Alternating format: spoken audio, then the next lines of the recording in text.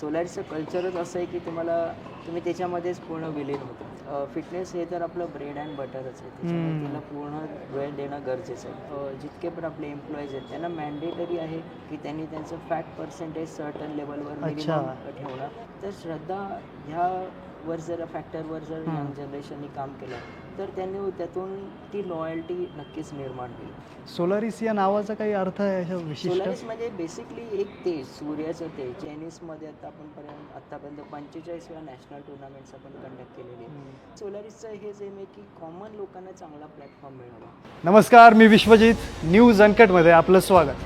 आज आपण पुण्यातील एका अशा ठिकाणी आलेलो आहोत जिथून खेळाडू घडवले जातात. सोलारिस स्पोर्ट्स क्लब येथील कित्येक खेळाडू केवळ देश पातळीवरच नव्हे तर आंतरराष्ट्रीय पातळीवर देखील चमकले.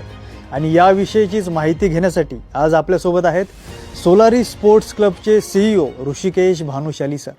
नमस्कार सर. न्यूज अनकटच्या या खास संवादात आपलं स्वागत. सोलारिस आणि त्याविषयीची माहिती आपण जाणून घेणारच आहोत, पण तत्पूर्वी मला हे विचारावंसं वाटतं की नुकत्याच सोलारिसमध्ये हेड कोच असणाऱ्या मॅडम रचना धोपेश्वर मॅम यांना जिजामाता पुरस्कार मिळाला. ही नक्कीच सोलारिससाठी एक अचिव्हमेंट म्हणू शकतो. याविषयी काय सांगा? मॅडमला खूप खूप अभिनंदन. खरं म्हणायचं तर अभिनंदन हा शब्द पण खूप कमी आहे, कारण त्यांचा जो झालेला प्रवास आत्तापर्यंतचा आहे, मी सांगेन मी खूप नशीबवान आहे की तो माझ्या डोळ्यासमोरून घडला. त्यांनी जितके आत्तापर्यंत उतार चढाव बघितले, त्याच्यानंतर जितके त्यांनी मान सन्मान ह्याच्यामध्ये त्यांनी बघितले, बऱ्याचशा अडचणीतून ते बाहेर आले. असंही नव्हतं की त्यांना कुठलं आर्थिक पाठबळ होतं आणि त्यातून त्यांनी मार्ग काढले. त्यांनी फक्त स्वतःचं स्टुडंट्सच नाही पण सर्वांगीण समाजाचा कसा विकास होईल, त्यांच्या जुडोमध्ये त्यांना कसं प्रशिक्षणात पुढे जातील ह्याच्यामध्ये त्यांनी पूर्ण कित्येक वर्ष स्वतःला झोकून दिलेलं आहे. त्यांचा एकच एम होता की जे चांगले खेळाडू आहेत जुडोसाठी तर त्यांना कसं आपल्याला नॅशनल इंटरनॅशनल लेवलला घेऊन जाता येईल ह्यासाठी त्यांनी सर्व प्रकारे प्रयत्न केले. असं म्हणतात की फक्त दुसऱ्याला शिकवणं सोपं असतं, पण त्यांनी त्याही सगळ्या पूर्ण चौकटी मोडून त्यांनी स्वतःच्या मुलांनाही तितक्याच लेवलला नेलं. त्यांनी स्वतःही शिक्षण घेतलं. म्हणजे नुसतं प्रशिक्षक नाही पण त्यांनी स्वतःही ते उत्तम खेळाडू आहेत आणि ह्यातून ते पुढे जाऊन त्यांनी कित्येक लोकांना नॅशनल आणि इंटरनॅशनल लेवलवर घडवून आणलेलं आहे. आणि आज त्यांना जिजाऊमाता पुरस्कार मिळाला. आम्ही त्यांना पहिल्यापासून द्रोणाचार्य, सोलारिसचे द्रोणाचार्य म्हणून म्हणायचो, कारण त्यांनी ऑलरेडी ती पदवी आमच्याकडनं घेतलेलीच होती. आणि आता जिजाऊमाता पुरस्कार मिळाल्यानंतर आमच्या सर्वांसाठी खूप खरंच मोठी प्राऊड अभिमानाचा क्षण नक्कीच आहे. आणि असंच होत राहावं. आणि त्यांनी हेही सांगितलं की आम्ही इथेच नाही थांबणार आहे, ह्याच्या पुढे पण प्रवास नक्की चालू असेल. नक्कीच सर. आता जुडोच्या प्रशिक्षक त्या आहेत. सोलारिसमध्ये यासोबतच कोणते कोणते खेळ, कोणते कोणते ॲक्टिव्हिटीज चालवले जातात याविषयी थोडं आमच्या प्रेक्षकांना सांगा. साधारणतः 2005 पासून आपण स्पोर्ट्सच्या क्षेत्रामध्ये उतरलो. तेव्हापासून आपल्याकडे 27 प्रकारचे स्पोर्ट्स सोलारिसमध्ये आहेत. त्यामध्ये टेनिस आहे, बॅडमिंटन आहे, त्याच्यानंतर पिकल बॉल आपण चालू केलेला आहे, आपल्याकडे स्केटिंग आहे. असे विविध प्रकारचे खेळ आपण घेतो. आपला सर्वांचा एक फोकस हाच आहे की जास्तीत जास्त कोचिंग व्हावी आणि आपले खेळाडू नॅशनल आणि इंटरनॅशनल लेवलवर चमकावे. पीक टाईममध्ये म्हणजे जेव्हा मॉर्निंग आणि इव्हनिंगमध्ये आपल्याकडे फक्त प्रशिक्षणच चाललेलं असतं. असं कधी नाही होत की लोक जस्ट एक टाईमपास म्हणून आले आणि खेळून गेले. आपल्याकडे पूर्ण लक्ष, पूर्ण फोकस आपल्या कोचेसचा फक्त त्यावेळेस पर्सनल कोचिंग कशी होईल आणि त्या मुलांना कसे त्यांचे स्किल्स घडवले जातील ह्याकडेच असतो. तर हे साधारणतः आपण अविरतपणे साधारण 18 वर्षापासून आपण हे वर्क करत आहोत. चालू आहे. प्रत्येक स्पोर्ट्स कोच म्हणजे आम्हाला खूप अभिमानास्पद वाटतं की हे जवळजवळ मोर दॅन 16-17 वर्षापासून आपल्याकडे काम करतात. आणि आपण ॲज अ फॅमिली म्हणूनच इथे वर्क करतो. आणि प्रत्येक स्पोर्ट्स कोचचं हेच एम आहे की जास्तीत जास्त मुलं नॅशनल इंटरनॅशनलवर जावं. फॉर एक्झाम्पल टेनिसमध्ये आत्तापर्यंत 45 नॅशनल टुर्नामेंट्स आपण कंडक्ट केलेले.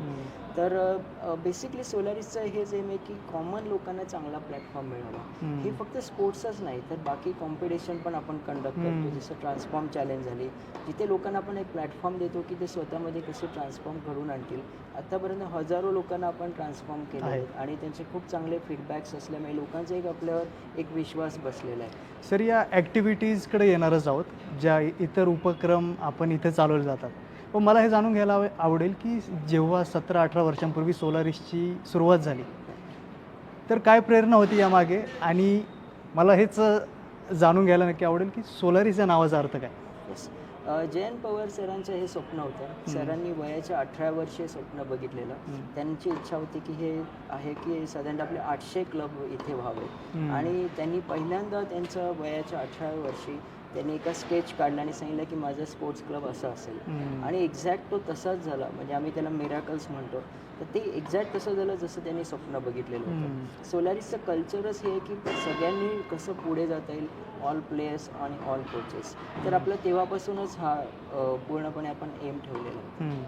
सोलारिस या नावाचा काही अर्थ आहे अशा विशिष्ट? सोलारिस म्हणजे बेसिकली एक तेज, सूर्याचं तेज जे 12 वाजता जे सूर्य तळपत असतो त्यावेळेचं तेज जे असतं ते त्याला आपण सोलारिस म्हणतो. आमची अशी इच्छा आहे की प्रत्येकाने आपल्या मेहनतीने असं यश संपादन करावं की सोलारिसचं तेजसारखं प्रत्येक तसंच तेजस्वी व्हावं, झळकावं. खूप सारे आपले चॅम्पियन्स ऑलरेडी झळकलेले आणि आता लेटेस्ट जसं रचना मॅडमने जे अचीव केलेलं आहे हे पण आमच्यासाठी सोलारिसचं तेजपेक्षा कमी नाही. हेच आम्हाला पाहिजे आणि हेच आमची अचिव्हमेंट आहे. जेव्हा सुरुवात झाली आणि आतापर्यंतचा जो प्रवास आहे 17-18 वर्षांचा, तर काय काय आव्हानं आली ती यात तुम्हाला? यासाठी बरीच आव्हानं होती. जशी जशी जनरेशन बदलते तसं लोकांची माइंडसेट बदलत जातो. शिक्षकांवर असलेली श्रद्धा, आपले पॅरेंट्सचे वेगवेगळे प्रकारचे परसेप्शन्स आणि त्यांना आपल्या मुलांना घडवण्यासाठीची जिद्द, त्यांची मेहनत, ह्या सगळ्या गोष्टी मॅटर करतात. म्हणजे आपण एक प्लॅटफॉर्म दिलेला आहे पण त्याच्यामध्ये ज्या पॅरेंट्सनी, ज्या कोचेसनी त्यांची मेहनत दिलेली त्याशिवाय हे यश मिळणं शक्य नाही आहे. त्यांचा असलेला आमच्यावर विश्वास, त्यांनी दिलेलं डेडिकेशन त्यांच्या मुलांसाठी. कित्येक मुलं अशी आहेत की आता बाहेरून स्कूल करतात पण पूर्ण वेळ इथे प्रॅक्टिससाठी देतात. टेनिससाठी आम्ही बघितलं, जुडोसाठी बरीच मुलं आहेत. तर यांचं सगळ्यांचा जो समन्वय साधलेला आहे त्याच्यातून हे यश आता हळूहळू आपल्याकडे येतं. तर आव्हानं अशी बरीच येऊन गेली पण मी सांगेन की त्याला आम्ही आव्हान कधी आम्हाला वाटलीच नाही. जस्ट बिकॉज ऑफ आमचे जे कोचेस आहेत आणि आमचे जे पॅरेंट्स आहेत तर त्यांच्यामुळे, त्यांच्या कॉपरेशनमुळे आम्हाला ते सगळं अगदी सुरळीत गेल्यासारखं. तुम्ही जे वेगवेगळे स्पोर्ट्स सांगितले तर एकदा आमच्या प्रेक्षकांना त्याची नावं सांगा की काय काय ॲक्टिव्हिटीज इथे चालतात? इथे बरेच प्रकारचे 27 प्रकारचे स्पोर्ट्स आहेत. त्याच्यामध्ये स्केटिंग आहे, टेनिस आहे, बॅडमिंटन आहे, जिम आहे, टॉयकांडो आहे, डान्स आहे, जुडो आहे, फंक्शनल ट्रेनिंग आहे, टेबल टेनिस आहे. So an number of things आणि खूप सारे आहेत असे. अच्छा, याच्या व्यतिरिक्त काही विशेष ॲक्टिव्हिटीज किंवा काही उपक्रम जसं की उन्हाळ्यात काही किंवा इतर वेळेस असं काही इथं हे खेळवलं जातं? आपले वर्षभर उपक्रम चालू असतात त्या त्या ऋतूप्रमाणे आणि त्या त्या वेळेस जसं जसं मुलांना वेळ मिळेल. जसं तुम्ही आता समर टाईम म्हणाले, समर कॅम्प आपल्याकडे वेगवेगळे स्पोर्ट्ससाठी असतात. थंडीमध्ये आपल्यासाठी बरेच कॉम्पिटिशन आपण जिममध्ये कंडक्ट करतो. त्याचप्रकारे आपलं दर 3 महिन्यांनी प्रत्येक स्पोर्ट्सची एक इंट्रा कॉम्पिटिशन होते. सो इंट्रा क्लब कॉम्पिटिशन आणि आपण एक इंटर क्लब कॉम्पिटिशन पण कंडक्ट करतो. सो प्रत्येक वर्षी साधारणतः 3 ते 4 प्रत्येक स्पोर्ट्सच्या ॲक्टिव्हिटीज या घेतल्या जातात. त्यामुळे असं पाहिजे की कोणी जर आपल्या मुलांना इथे जर कुठल्या ॲक्टिव्हिटीजसाठी टाकलं असेल तर असं नको की त्यांनी फक्त टाकले आणि मुलगा आपला खेळत चालला आहे. तर त्याची सुधारणा किती होती आहे, त्याचे प्रोग्रेस रिपोर्ट किती आहे हे प्रत्येक टुर्नामेंट कॉम्पिटिशनमधनं पॅरेंट्सला कळत असतं. त्यामुळे त्याला पुढे जायला किती स्कोप आहे आणि अजून आपण काय काय करायला हवं याचा आपल्याला एक्झॅक्टली आराखडा करता येतो. इथं सर मी मगाशी काही संवाद साधत होतो तर इथं असेही काही विद्यार्थी आहेत, असे काही आपण म्हणू शकतो की स्टुडंट्स आहेत की मला ते खूप विशेष वाटलं की काही कर्णबधीर मुलं आहेत या प्रकारचे. तर त्यांचंही इथं प्रशिक्षण घेतलं जातं आहे, त्यांनाही प्रशिक्षण दिलं जातं आहे. तर खेळाडूंना प्रोत्साहन देण्याची गरज असते. या अशा विशेष लोकांसाठी काय काय कसं प्रोत्साहन देता तुम्ही आणि काय मदत करता नक्की? बेसिकली ज्याचं जसं स्किल आहे त्याप्रमाणे प्लॅटफॉर्म देणं हे आपलं काम आहे. त्या व्यक्तीमध्ये जर ती धमक आहे तर आम्ही सोलारिस तिकडे आहोतच. नशिबाने आपल्याला खूप चांगली लोकं अटॅच होत गेलेली. सगळी लोकं अगदी सरळ हाताने मदत करायला तयार झाली. इन द सेन्स जे आपण ज्ञान देणे म्हणतो त्याच्यामध्ये. तर आपल्याकडे असं आपण डिस्टिंग्विश नाही करत कोणी स्पेशल कॅटेगरी किंवा नॉर्मल. आपल्यासाठी सगळे मेंबर, सगळे लोक एकच आहेत. ते जर इथे कुठलं नॉलेज घेण्यासाठी येणार असतील तर त्याच्यासाठी त्यांना नॉलेज देण्यासाठी जे कोचेस आहेत ते आपल्याकडे तत्पर असतात. त्याच्यामुळे आपल्याला ते खूप इझी जातं.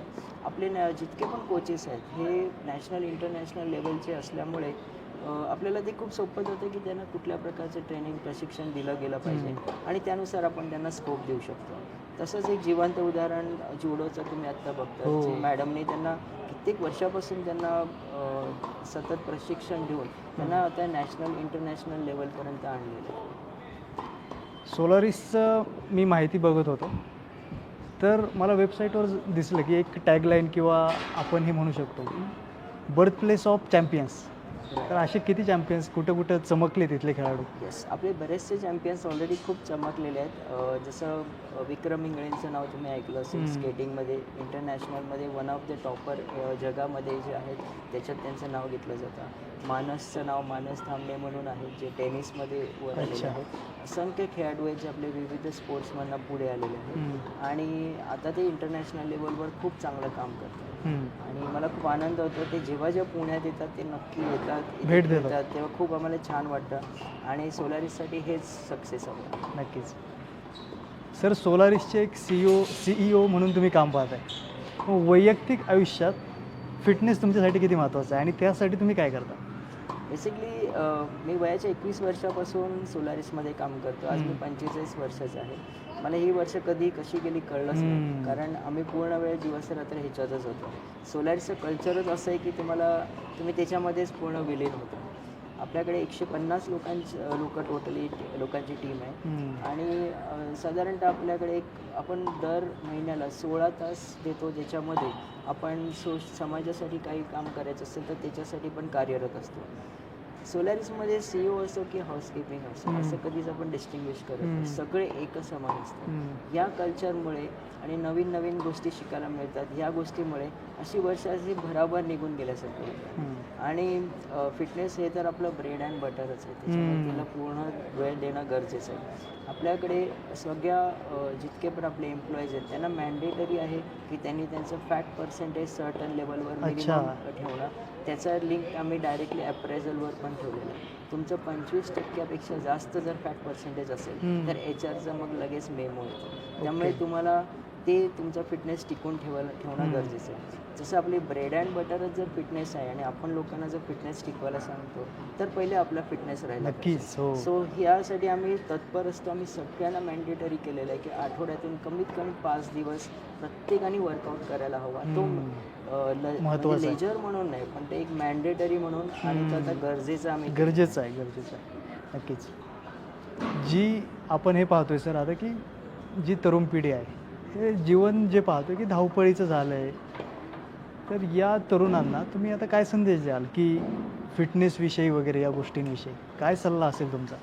तसं संदेश देण्याइतका मी मोठा नाही आहे, पण जे माझे अनुभव आहेत त्यानुसार मी नक्की सांगेन. काही फॅक्टर खूप महत्त्वाचे आहेत. त्यात पहिला म्हणजे कन्सिस्टन्सी. सगळ्या गोष्टी साध्य होतात, पण काही त्याला वेळ द्यावा लागतो आणि जी रोजच्या दैनंदिन जीवनात ज्या गोष्टी आपण करत असतो त्याचा इम्पॅक्ट येत असतो. तर कन्सिस्टन्सी जर आपण ठेवली तर ही गुरुकेली ठेवली तर सगळं नक्कीच सातत्य खूप महत्त्वाचं. दुसरं म्हणजे आपली श्रद्धा असावी. जिथे आपण खेळतो, जिथे आपण काम करतो त्या गुरूंवर आपली श्रद्धा असावी. आपण जे जेवतो त्या अन्नावर आपली श्रद्धा असावी. तर श्रद्धा ह्यावर जर फॅक्टरवर जर यंग जनरेशननी काम केलं तर त्यांनी त्यातून ती लॉयल्टी नक्कीच निर्माण होईल. तिसरा पॉईंट म्हणजे हार्डवर्क. त्याला कुठलाही शॉर्टकट नाही. फास्टेस्ट एखादी गोष्ट मिळवणे त्यापेक्षा थोडा लाँग कट गेला तरी चालेल, पण करायचं ते परमनंट करायचं. त्यामुळे त्या हार्डवर्क करायची नक्कीच आपली तयारी असावी. नेक्स्ट गोष्ट सांगायची झाली तर हे महत्त्वाचं आहे की आपण नक्की कशासाठी करतो आहे. बरेच सोशल मीडियावर मेसेजेस येतात, कोणी वेगवेगळे सल्ले देतात आणि त्यातून मग दिशा भरकटण्याचे चान्सेस वगैरे असतात. सोशल मीडियावर सगळ्या अँगलचे व्हिडिओज असतात. जसं आपला विचार बदलू तशा प्रकारचे व्हिडिओज रेडी असतात. मग नक्की आपल्याला काय करायचं तसा अल्गोरिदमच तयार असतो. राईट, तो अल्गोरिदमच रेडी असतो. मग जोपर्यंत तो एक पाथ क्लिअर नाही होत तोपर्यंत किंवा एकदा पाथ आपला क्लिअर झाला तर त्याच्यावर टिकून राहणं हे खूप महत्त्वाचं आहे. आज वेगळं उद्या वेगळं त्याच्यात काय उपयोग नाही. मग एकदा पाथ क्लिअर झाला की पूर्ण त्याच्यावर focus. So next is focus is very important. तो एकदा स्थिर झाला तर बऱ्याचशा गोष्टी वर्क होतात. आणि लास्ट मी सांगेन की आपल्या पॅरेंट्सचे आशीर्वाद, मोठ्यांचे आशीर्वाद हे कुठेतरी आत्ताच्या जनरेशननी नक्कीच यावर विश्वास ठेवायला पाहिजे, कारण हे वर्क होतात. जेव्हा वाईट आपल्यावर वेळ येते किंवा काही असे प्रसंग होतात हे आशीर्वादच आपल्याला बरेचसे तारून नेत असतात. त्यामुळे ते जे आपल्या पूर्वजांनी आपल्याला जे दिलेले आहेत, जे संस्कार दिलेले आहेत ते विसरता कामा नये. फोकस, श्रद्धा आणि हार्डवर्क म्हणू शकतो. आणि मग त्या दृष्टीनं सातत्य आणि सातत्याने केलेले प्रयत्न या नक्कीच यशाची गुरुकिल्ली म्हणू शकतो. सर धन्यवाद, तुम्ही आलात आणि तुमचे हे विचार जे आहेत हे आमच्या प्रेक्षकांना नक्कीच प्रेरणादायी ठरेल. यासाठी तुम्हाला न्यूज अनकटकडून मनःपूर्वक अशा शुभेच्छा. धन्यवाद, आपण आलात, आपला वेळ दिलात त्याबद्दल मनःपूर्वक आभार.